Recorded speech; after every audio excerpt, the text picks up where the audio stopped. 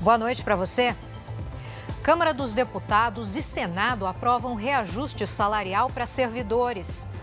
Polícia pede a internação do adolescente apontado como autor de agressão contra o cachorro-orelha. Agora, no Jornal da Record.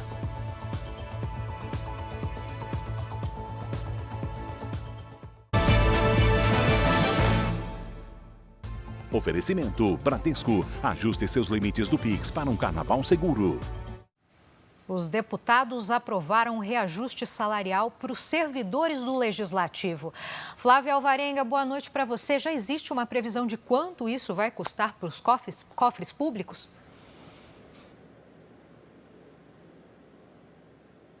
Oi, Giovana, boa noite para você também. Sim, a estimativa é de 4 bilhões de reais no orçamento federal. Deputados e senadores aprovaram essa reestruturação na carreira dos servidores das duas casas e reajustes salariais. Foi uma votação rápida e agora os dois projetos vão à sanção presidencial. Na Câmara dos Deputados, a votação inclusive foi simbólica. O projeto de lei altera a carreira de servidores efetivos, comissionados e de secretários parlamentares. O reajuste será dado entre 2026 e 2029.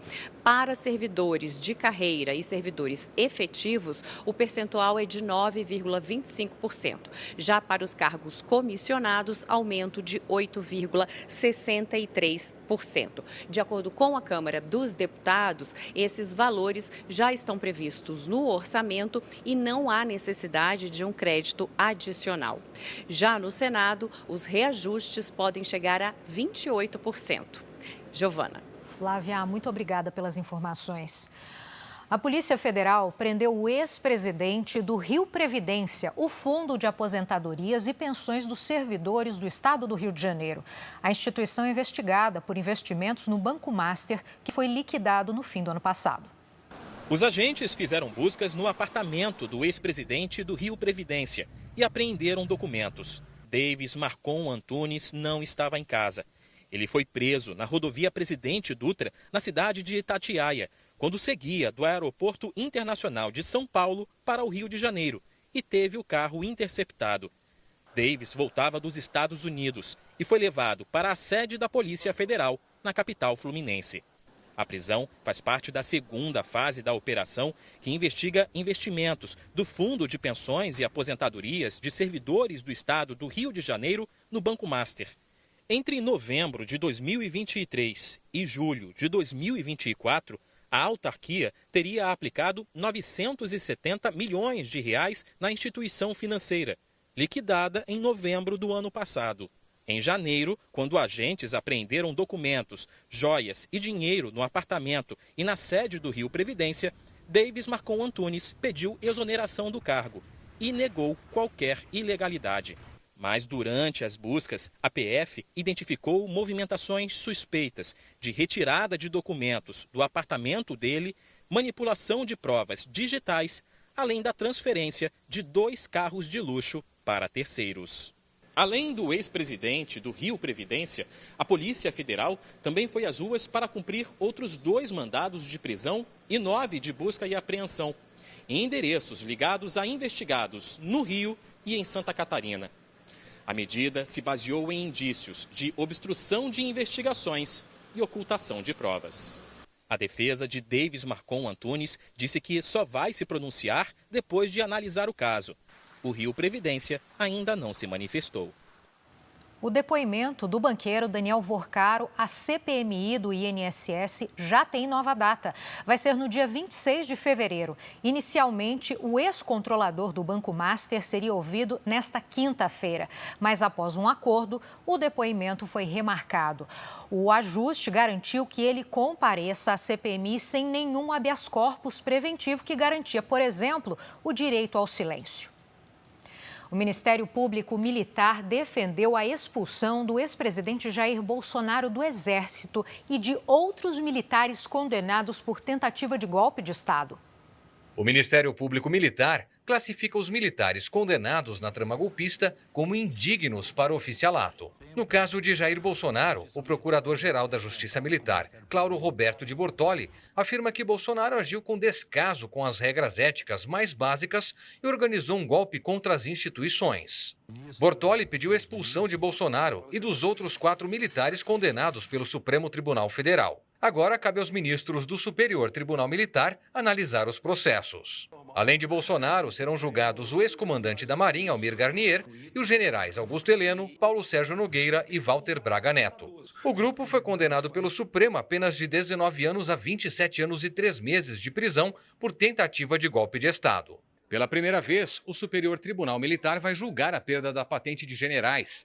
Na prática, se o STM condenar os militares, eles serão expulsos das Forças Armadas e vão ficar sujeitos a cumprir as penas em presídios comuns. Em geral, um processo assim pode levar até 6 meses para ser julgado. O STM é formado por 15 ministros, 10 militares e 5 civis. Assim que os votos estiverem prontos, eu pautarei imediatamente o julgamento. Eu não pretendo procrastinar em momento algum, não é? O julgamento de questões tão relevantes que estão sendo submetidas à apreciação dessa Corte. O devido processo legal será respeitado em toda a sua amplitude, a ampla defesa também. A Constituição Federal diz que oficiais condenados à pena privativa de liberdade superior a 2 anos serão submetidos a um julgamento pelo Tribunal Militar. Caso sejam considerados indignos do oficialato, eles perdem o título de oficial e o direito ao uso da farda. O pagamento do salário para os dependentes do militar expulso é analisado caso a caso. A decisão também torna o condenado inelegível por 8 anos. O ministro Flávio Dino, do Supremo Tribunal Federal, liberou que os suplentes dos ex-deputados Eduardo Bolsonaro e Alexandre Ramagem possam indicar emendas parlamentares. Dr. Flávio, do PL do Rio de Janeiro, suplente de Ramagem, e missionário José Olímpio, do PL de São Paulo, substituto de Eduardo Bolsonaro, estão liberados para indicar os beneficiários de emendas parlamentares apresentadas anteriormente pelos ex-deputados. No final do ano passado, Flávio Dino havia proibido que Eduardo e Ramagem indicassem para onde esses recursos deveriam ir. A mesa diretora da Câmara declarou a perda dos mandatos dos dois em dezembro do ano passado. Ambos vivem hoje nos Estados Unidos. Entre os destaques internacionais, na Argentina, bombeiros lutam há dias contra o maior incêndio já registrado na Patagônia. As chamas destruíram 50 mil hectares na província de Chubut, uma área que equivale a mais de 2 vezes o tamanho da capital do país, Buenos Aires. O governo decretou estado de emergência na região para liberar recursos. Um dos filhos do ex-ditador da Líbia, Muammar Gaddafi, foi assassinado. Saif al-Islam Gaddafi foi morto dentro de casa por um comando armado no oeste da Líbia. Ele era considerado o sucessor natural de Gaddafi. O filho do ditador era procurado pelo Tribunal Penal Internacional por crimes contra a humanidade. Os Estados Unidos derrubaram um drone iraniano que se aproximou de um porta-aviões americano no Oceano Índico. Fontes militares revelaram que o drone fez manobras agressivas próximas ao navio. Horas antes, 2 lanchas operadas pelo Irã se aproximaram de um petroleiro americano no Estreito de Hormuz. Os presidentes Donald Trump, dos Estados Unidos, e Gustavo Petro, da Colômbia, se reuniram na Casa Branca depois de meses de tensão. Trump declarou que teve uma conversa muito boa com Petro e que a Casa Branca trabalha para tirar as sanções impostas ao presidente colombiano, que foi acusado de ter relação com o narcotráfico. Petro afirmou que, apesar das diferenças, a liberdade é o que une os dois. De volta ao Brasil, a região central de São Paulo sofreu com mais um apagão. Mais de 30 mil imóveis ficaram sem luz. A repórter Marcela Varasquim atualiza a situação agora para a gente. Marcela, boa noite. Boa noite para você, Giovana. De acordo com a Enel, a concessionária responsável, pouco mais de 2 mil imóveis continuam sem energia aqui na região central de São Paulo. A gente está aqui no bairro Bela Vista, em uma rua que ainda continua completamente escura. Durante a tarde, cerca de 30 mil imóveis, como lojas e residências, foram afetados. Essas áreas são abastecidas por um sistema de distribuição subterrâneo que apresentou uma falha. Segundo a Enel, geradores foram acionados e as equipes atuam para restabelecer a rede. Giovana. Obrigada, Marcela. E olha, a polícia pediu a internação do adolescente apontado como responsável pela morte do cão Orelha. O inquérito da tentativa de afogamento do cachorro Caramelo também foi concluído. O repórter Felipe Croix tem as informações direto de Florianópolis. Boa noite, Felipe.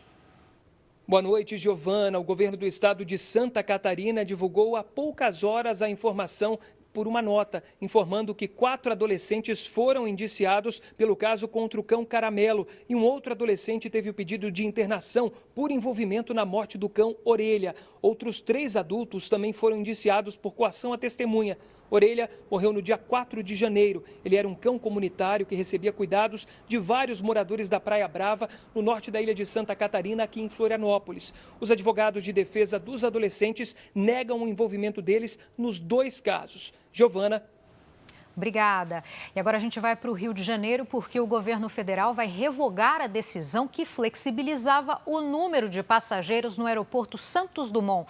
O Leonardo Ack traz os detalhes agora. Boa noite, Léo.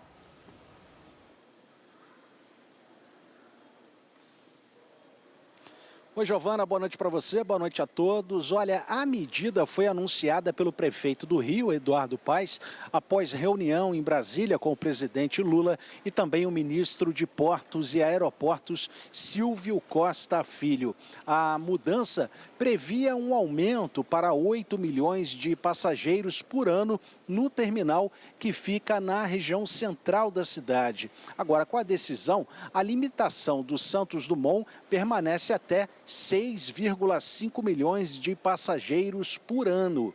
A definição tem o objetivo de reequilibrar o uso dos aeroportos do Rio, priorizando assim o crescimento do Galeão na zona norte do Rio. Giovana. Obrigada, Leonardo. Bom trabalho aí para você. E já estão abertas as inscrições para o FIES. O prazo para os estudantes vai até sexta-feira. Ao todo, são mais de 67 mil vagas disponíveis em mais de 19 mil cursos oferecidos por universidades e faculdades de todo o país. O programa é destinado a estudantes de baixa renda que querem financiar o ensino superior em instituições privadas. Para participar, é preciso ter feito o Enem, com pelo menos 450 pontos na média das provas e não ter zerado a redação. O resultado da primeira chamada será divulgado no dia 19 de fevereiro. As inscrições devem ser feitas pela internet, no Portal Único de Acesso ao Ensino Superior. E foi divulgado nesta terça o resultado da primeira chamada do ProUni, o programa Universidade para Todos. Neste primeiro semestre, são mais de 594 mil bolsas de estudo. O resultado da segunda chamada sai no dia 2 de março. E este foi o Jornal da Record. Você fica agora com Fala que eu te escuto. Boa noite.